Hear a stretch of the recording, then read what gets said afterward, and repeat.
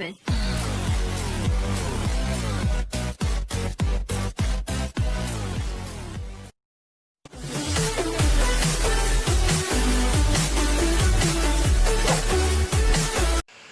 Bismillahirrahmanirrahim. Saya awali assalamualaikum warahmatullahi wabarakatuh. Alhamdulillahirabbil alamin wa bihi nasta'in wa ala umur dunya waddin.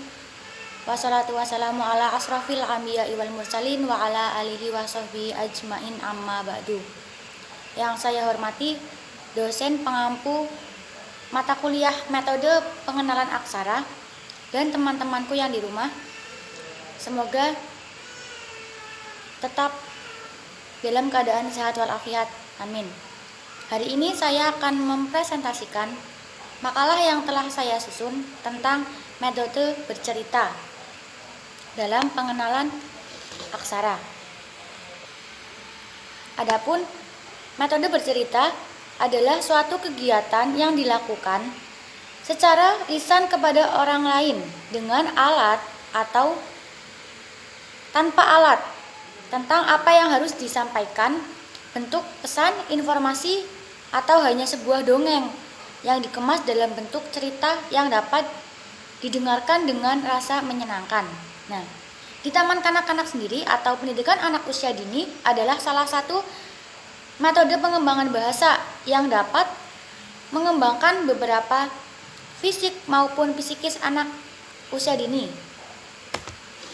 sesuai dengan tahap perkembangannya. Sedangkan metode bercerita adalah cara penyampaian atau penyajian materi pembelajaran secara lisan dalam bentuk cerita dari guru kepada anak. Ya, biasanya metode ini seringkali diterapkan di pendidikan anak usia dini.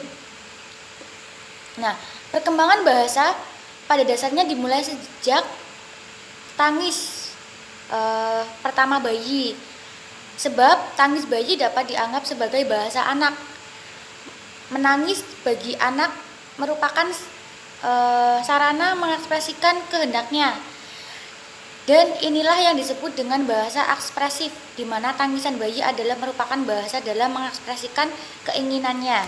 Ya, tadi mengulas sedikit tentang metode bercerita dan bahasa ekspresif. Nah, langsung saja pengertian metode bercerita. Menurut Bahri, bercerita adalah menuturkan sesuatu yang mengisahkan tentang perbuatan atau sesuatu kejadian dan disampaikan secara lisan dengan tujuan mengembangkan pengalaman dan pengetahuan kepada orang lain. Nah, dengan kata lain, bercerita adalah menuturkan sesuatu yang mengisahkan tentang perbuatan atau suatu kejadian secara lisan dalam upaya untuk mengembangkan potensi kemampuan bahasanya. Nah, metode bercerita adalah cara penyampaian atau penyajian materi pembelajaran secara lisan dalam bentuk cerita dari guru kepada anak didik. Dalam pelaksanaan kegiatan pembelajaran di pendidikan anak usia dini, metode bercerita dilaksanakan dalam upaya memperkenalkan, memberikan keterangan atau pelajaran tentang hal baru dalam rangka menyampaikan pembelajaran yang dapat mengembangkan berbagai kompetisi dasar anak usia dini. Nah, bercerita merupakan salah satu metode dan teknik bermain yang banyak digunakan di lembaga pendidikan anak usia dini. Seorang guru pendidikan PAUD hendaklah mampu menjadi seorang pendongeng yang baik yang akan menjadikan cerita sebagai kegiatan bermain yang menarik dan dapat menjadikan pengalaman yang baik bagi anak. Nah, adapun isi cerita yang berkaitan dengan dongeng atau cerita yang akan dibacakan di lembaga itu, caranya yang pertama, isi dunia kehidupan anak yang penuh sukacita. Yang kedua, minat anak pada umumnya. anak TK atau anak PAUD sangat berminat pada cerita-cerita tentang binatang, tanaman, boneka dan lain-lain. Nah, tingkat usia, kebutuhan dan kemampuan mencerna isi cerita. Yang keempat, membuka kesempatan bagi anak untuk bertanya dan menanggapi setelah guru selesai bercerita. Nah, yang itu tadi isi cerita yang diupayakan berkaitan dengan cara guru menyampaikan dongeng tersebut. Adapun manfaat metode bercerita. Nah, menurut Tadiratun Musifah ditinjau dari beberapa aspek manfaat metode bercerita. Yang pertama, membantu pembentukan pribadi dan moral anak. Yang kedua, menyalurkan kebutuhan imajinasi dan fantasi. Yang ketiga, memacu kemampuan verbal anak. Yang keempat, merangsang minat menulis anak. Yang kelima, merangsang minat baca anak. Yang keenam, membuka cakrawala pengetahuan anak. Nah, itu beberapa manfaat bercerita, metode bercerita. Adapun beberapa manfaat metode bercerita menurut Moslehatun, melatih daya antara lain yang pertama melatih daya serap atau daya tangkap anak usia dini. Yang kedua melatih daya pikir anak usia dini. Yang ketiga melatih daya konsentrasi anak TK, mengembangkan daya imajinasi anak, menciptakan situasi yang menggembirakan. Yang keenam membantu perkembangan bahasa anak dalam berkomunikasi secara efektif dan efisien sehingga proses percakapan menjadi komunikatif.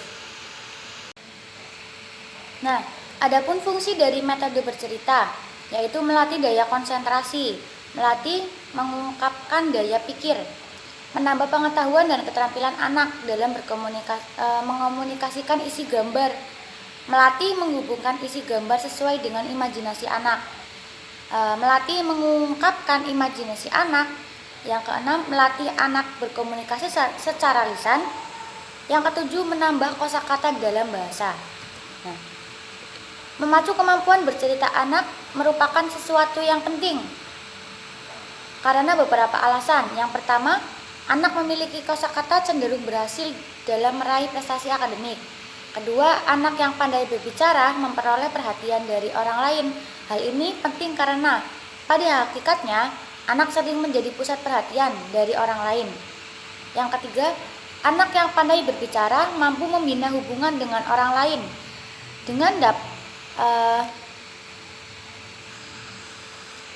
dan dapat memerankan kepemimpinannya daripada anak yang tidak dapat berbicara. Berbicara baik mengisyaratkan latar belakang yang baik pula.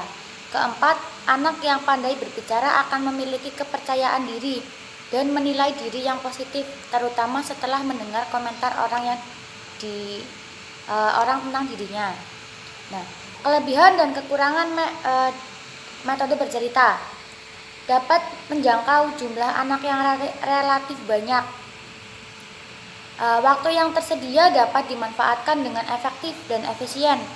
Mengatur kelas menjadi lebih sederhana. Guru dapat menguasai kelas dengan mudah. Secara relatif tidak banyak diperlukan biaya. Anak didik menjadi pasif karena lebih banyak mendengarkan atau menerima penjelasan dari guru, itu kekurangannya. Kurang merangsang perkembangan kreativitas dan kemampuan siswa untuk mengutarakan pendapatnya. Daya serap atau daya tangkap anak didik berbeda dan masih lemah sehingga sukar dipahami tujuan pokok isi cerita. Yang kesembilan, cepat menumbuhkan rasa bosan terutama apabila penyajiannya tidak menarik. Jadi kreativitas guru di sini itu dibutuhkan karena untuk menarik perhatian si anak dalam metode bercerita. Biasanya metode bercerita itu sangat membosankan karena hanya cuma cerita-cerita.